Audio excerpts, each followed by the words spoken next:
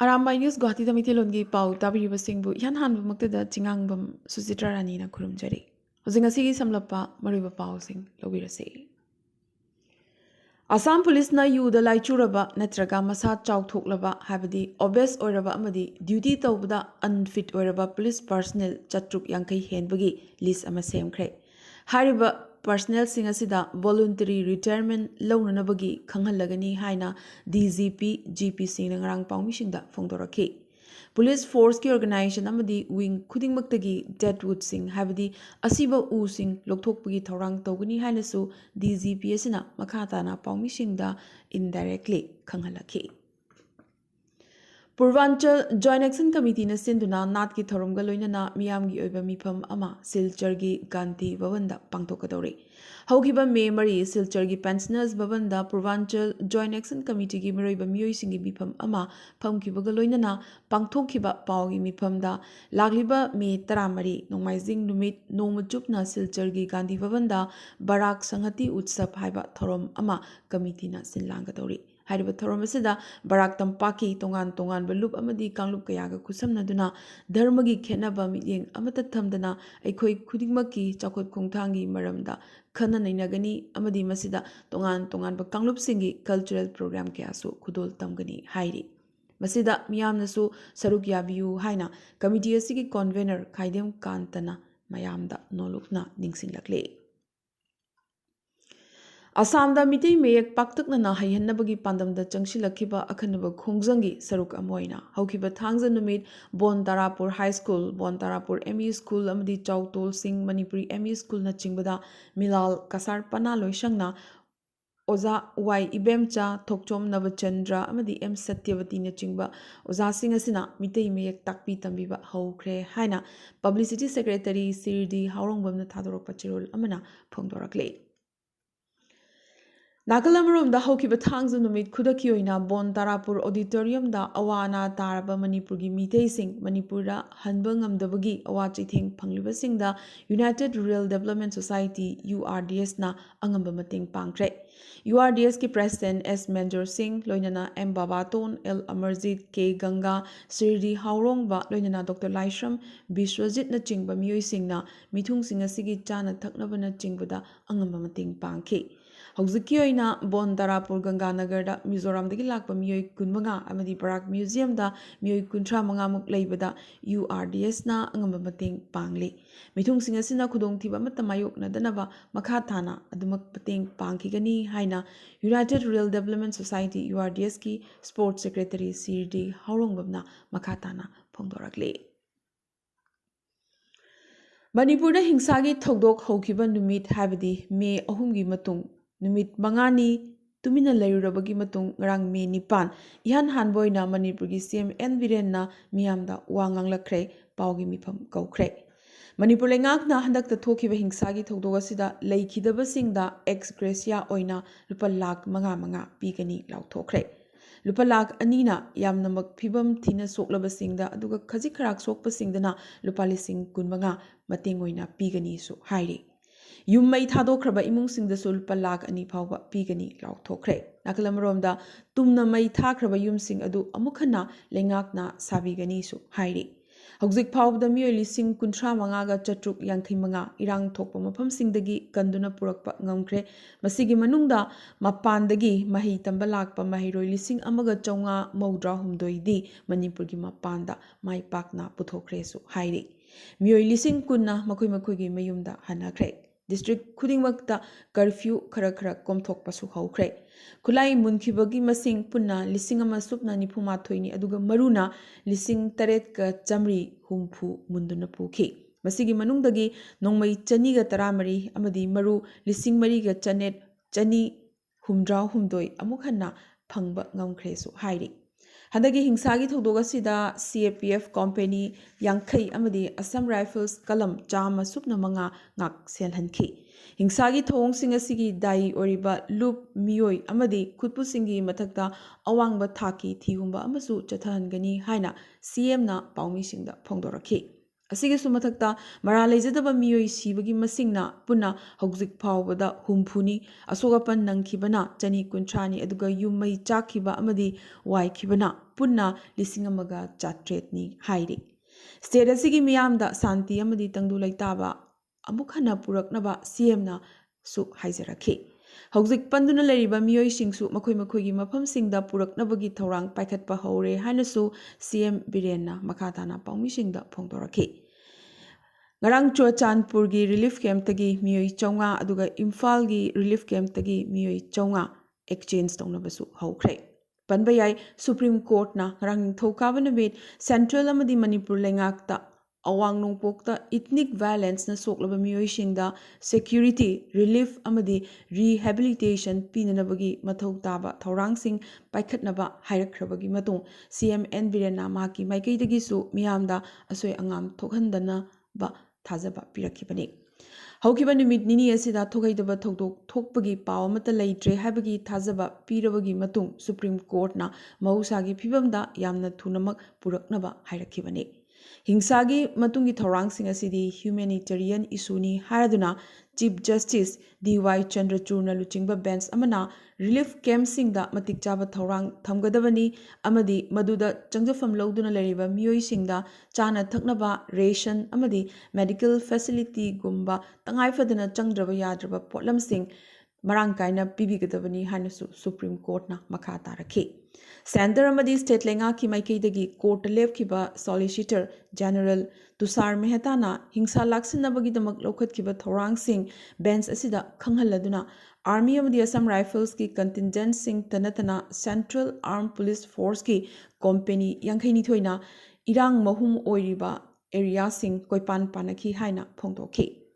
Justice P.S. Narasimha ꯑꯃꯗꯤ justice J.V. ꯄꯥꯔꯗꯤꯋꯥꯂꯥꯁꯨ ꯌꯥꯎꯕ bench ꯑꯁꯤꯗ ꯗꯤꯁꯇꯔꯕ ꯑꯦꯔꯤꯌꯥꯁꯤꯡꯗ ꯑꯥꯔꯃꯤꯅ ꯐ꯭ꯂꯦꯒ ꯃꯥꯔꯆ ꯆꯠꯄ ꯃꯇꯝꯗ ꯃꯐꯝꯗꯨꯒꯤ ꯃꯤꯆꯝ ꯃꯤꯌꯥꯝ ꯑꯃꯗꯤ ꯂꯨꯆꯤꯡꯕꯁꯤꯡꯒ ꯁꯥꯟꯇꯤꯒꯤ ꯃꯤꯐꯝꯁꯨ ꯐꯝꯈꯤ ꯍꯥꯏꯅ ꯈꯪꯍꯜꯂꯛꯈꯤ꯫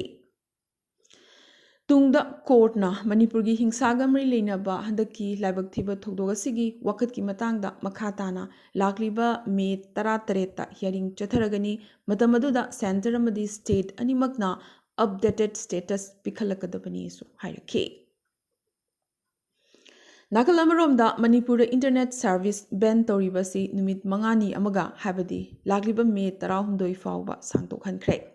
ꯑꯁꯨꯝꯅ ꯍꯤꯡꯁꯥꯒꯤ ꯊꯧꯗꯣꯛꯅ ꯃꯔꯝ ꯑꯣꯏꯗꯨꯅ ꯃꯅꯤꯄꯨꯔ ꯊꯥꯗꯣꯛꯇꯨꯅ ꯃꯌꯨꯝ ꯂꯝꯗꯝ ꯌꯧꯔꯛꯅꯕ ꯍꯣꯠꯅꯕ ꯄꯦꯁꯦꯟꯖꯔꯁꯤꯡꯒꯤ ꯃꯁꯤꯡ ꯌꯥꯝꯈꯠꯂꯛꯄ ꯑꯗꯨꯒ ꯀꯪꯐꯥꯜ ꯂꯝꯕꯤꯁꯤꯡꯅ ꯊꯤꯡꯗꯨꯅ ꯂꯩꯕꯒꯤ ꯈꯨꯗꯣꯡꯆꯥꯕ ꯂꯧꯔꯗꯨꯅ ꯐ꯭ꯂꯥꯏꯠꯀꯤ ꯃꯃꯜꯁꯨ ꯑꯉꯛꯄ ꯐꯪꯅ ꯋꯥꯡꯈꯠꯂꯛꯂꯤ꯫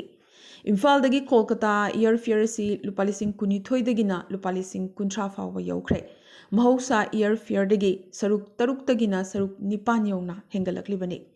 ꯏꯝꯐꯥꯜ ꯑꯃꯗꯤ ꯀꯣꯜꯀꯇꯥꯒꯤ ꯃꯔꯛꯇ ꯑꯣꯄꯔꯦꯠ ꯇꯧꯔꯤꯕ ꯏꯌꯔꯂꯥꯏꯟꯁꯤꯡ ꯐ꯭ꯂꯥꯏꯠꯁꯤꯡ ꯄꯦꯁꯦꯟꯖꯔ ꯄꯤꯛ ꯊꯟꯅ ꯄꯥꯏꯔꯤ꯫ ꯂꯥꯛꯂꯤꯕ ꯅꯨꯃꯤꯠ ꯈꯔꯅꯤ ꯑꯁꯤꯗꯤ ꯐꯤꯚꯝ ꯑꯁꯤ ꯑꯗꯨꯃꯛ ꯍꯣꯡꯂꯣꯏꯗꯧꯔꯤ ꯃꯔꯝꯗꯤ ꯇꯤꯀꯦꯠꯁꯤꯡ ꯑꯣꯜꯔꯦꯗꯤ ꯕꯨꯛ ꯇꯧꯅꯈ꯭ꯔꯦ꯫ ꯃꯔꯨꯑꯣꯏꯅ ꯃꯅꯤꯄꯨꯔꯗꯒꯤ ꯄꯥꯏꯊꯣꯔꯛꯈꯤꯕ ꯀꯨꯀꯤꯁꯤꯡꯅ ꯃꯁꯤꯡ ꯌꯥꯝꯃꯟꯕꯗꯒꯤ ꯗꯦꯜꯍꯤ ꯑꯃꯗꯤ ꯀꯣꯜꯀꯇꯥ ꯏꯌꯔꯄꯣꯔꯠ ꯔꯦꯜꯋꯦ ꯁ꯭ꯇꯦꯁꯟꯒꯤ ꯁꯛꯇꯝ ꯂꯧꯔꯛꯂꯤ꯫ ꯐꯤꯚꯝ ꯑꯁꯤꯗ ꯏꯌꯔꯂꯥꯏꯟꯁꯤꯡꯅ ꯗꯤꯃꯥꯟ ꯀꯟꯈꯠꯂꯛꯄ ꯑꯁꯤꯗ ꯃꯤꯠꯌꯦꯡ ꯊꯝꯂꯒ ꯏꯝꯐꯥꯜ ꯀꯣꯜꯀꯇꯥ ꯔꯣꯗꯇ ꯍꯥꯟꯅꯗꯒꯤ ꯐ꯭ꯂꯥꯏꯠ ꯃꯁꯤꯡ ꯍꯦꯟꯒꯠꯍꯟꯅꯕꯒꯤ ꯊꯧꯔꯥꯡꯁꯨ ꯍꯧꯈ꯭ꯔꯦ꯫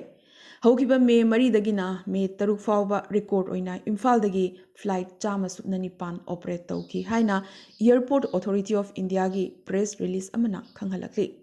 ꯍꯧꯈꯤꯕ ꯊꯥꯡꯖ ꯅꯨꯃꯤꯠ ꯏꯟꯗꯤꯒꯣꯅ ꯏꯝꯐꯥꯜ ꯀꯣꯜꯀꯇꯥ ꯂꯝꯕꯤꯗ ꯑꯍꯦꯟꯕ ꯁ꯭ꯄꯦꯁꯤꯌꯦꯜ ꯐ꯭ꯂꯥꯏꯠ 2 ꯑꯣꯄꯔꯦꯠ ꯇꯧꯍꯟꯈꯤ꯫ ꯅꯣꯡꯃꯥꯏꯖꯤꯡ ꯅꯨꯃꯤꯠꯇꯅ ꯑꯍꯦꯟꯕ ATR ꯐ꯭ꯂꯥꯏꯠ ꯑꯃꯁꯨ ꯍꯥꯞꯀꯠꯈꯤ꯫ ꯍꯥꯏꯔꯤꯕ ꯐ꯭ꯂꯥꯏꯠ ꯑꯍꯨꯝ ꯑꯁꯤ ꯃꯥꯒꯤ ꯀꯦꯄꯥꯁꯤꯇꯤꯗ ꯄꯤꯛ ꯊꯟꯅ ꯄꯨꯔꯒ ꯄꯥꯏꯈꯤꯁꯨ ꯍꯥꯏꯔꯤ꯫ ꯉꯔꯥꯡ ꯅꯤꯡꯊꯧꯀꯥꯕ ꯅꯨꯃꯤꯠ ꯃꯅꯤꯄꯨꯔꯒꯤ ꯗꯤꯁꯇ꯭ꯔꯤꯛ 19ꯗ ꯀꯔꯐ꯭ꯌꯨ ꯄꯥꯔꯁꯤꯌꯦꯂꯤ ꯀꯣꯝꯊꯣꯛꯈꯤꯕꯒ ꯂꯣꯏꯅꯅ ꯂꯝꯗꯝ ꯑꯁꯤ ꯃꯍꯧꯁꯥꯒꯤ ꯐꯤꯕꯝꯗ ꯑꯃꯨꯛ ꯇꯞꯅ ꯍꯟꯖꯤꯜꯂꯛꯂꯤ꯫ ꯁ꯭ꯇꯦꯠ ꯀꯌꯥꯅ ꯃꯈꯣꯏꯒꯤ ꯅꯥꯒꯔꯤꯛꯁꯤꯡ ꯍꯤꯡꯁꯥ ꯊꯣꯛꯂꯤꯕ ꯃꯅꯤꯄꯨꯔꯗꯒꯤ ꯄꯨꯊꯣꯔꯛꯅꯕꯒꯤ ꯊꯧꯔꯥꯡ ꯄꯥꯏꯈꯠꯅꯕ ꯂꯦꯞꯄ ꯂꯩꯇ꯭ꯔꯤ꯫ ꯃꯍꯥꯔꯥꯁꯇ꯭ꯔ, ꯑꯟꯙ꯭ꯔ ꯄ꯭ꯔꯗꯦꯁ, ꯍꯤꯃꯥꯆꯜ ꯄ꯭ꯔꯗꯦꯁ, UP, ꯍꯔꯤꯌꯥꯅꯥ ꯑꯃꯗꯤ ꯎꯠꯇꯔꯈꯟꯗꯅ ꯃꯈꯣꯏꯒꯤ ꯅꯥꯒꯔꯤꯛꯁꯤꯡ ꯃꯅꯤꯄꯨꯔꯗꯒꯤ ꯌꯥꯝꯅꯃꯛ ꯊꯨꯅ ꯌꯥꯡꯅ ꯄꯨꯊꯣꯔꯛꯅꯕ ꯀꯟꯅ ꯍꯣꯠꯅꯔꯛꯂꯤ꯫ Panba yai Assamgi DGP GP Singna ngarang state asigi police team ama hingsana chahatlaba Manipurda thungkre hairi. Manipurda panduna leriba Assamgi nagrik ama fawba asoyangam thokhandana puthoroknabagi mateng pangnanabagi damak police force asi akhanana chatkibani su hairi.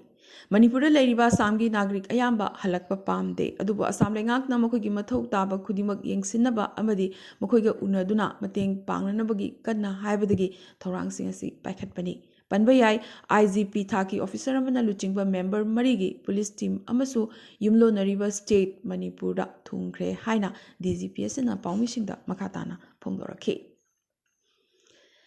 Maraksida Indian Army gi maikaidagi yamnamak kanna pendaba phongdokpagi cherol ama thadorakle. Handaki Manipur gi hingsagi matamasida security force na akhanaba community amada michang changi haibagi toknga ama sandoroklibasi tasegna miyobagi wakhalon natte hairakle.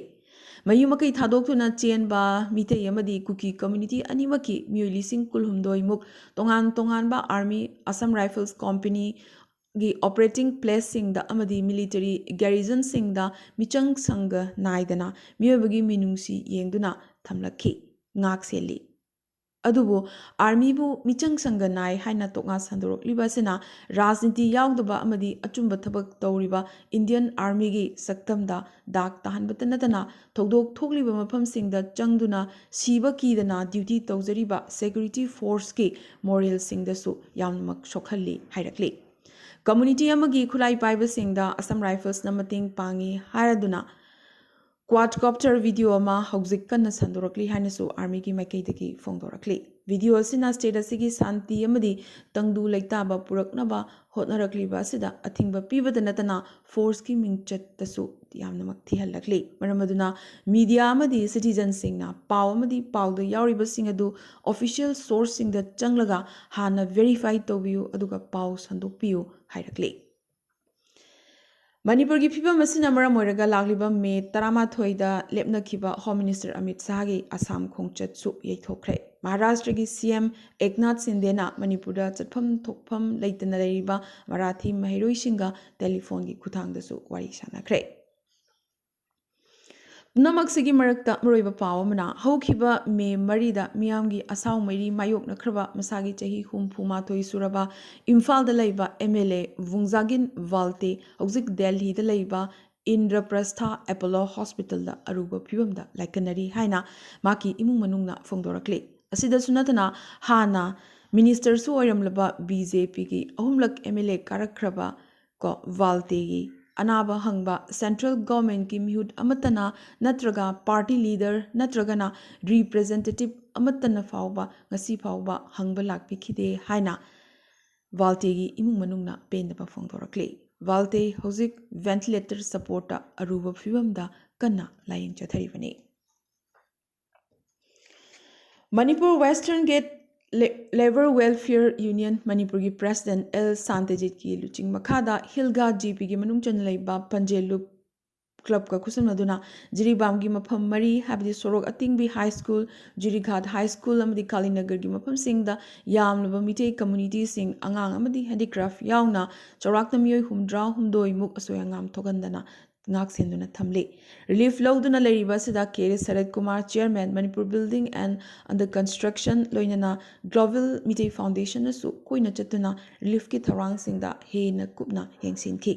makhatana Jiribamda Santi puraknabagidamak district administration gi maikaidagi su ahenba meeting thamli hairakle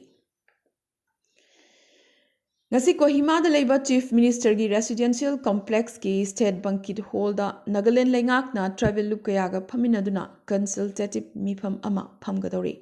Oil amadi gas exploration loinana production tawbagi matang Nagaland gi lehaucha sing register tawba amadi Nagaland Village and Travel Councils Act English amga chamapan humdra nipan gi matang da kupna khananabagi damak meeting asi phamgadori bane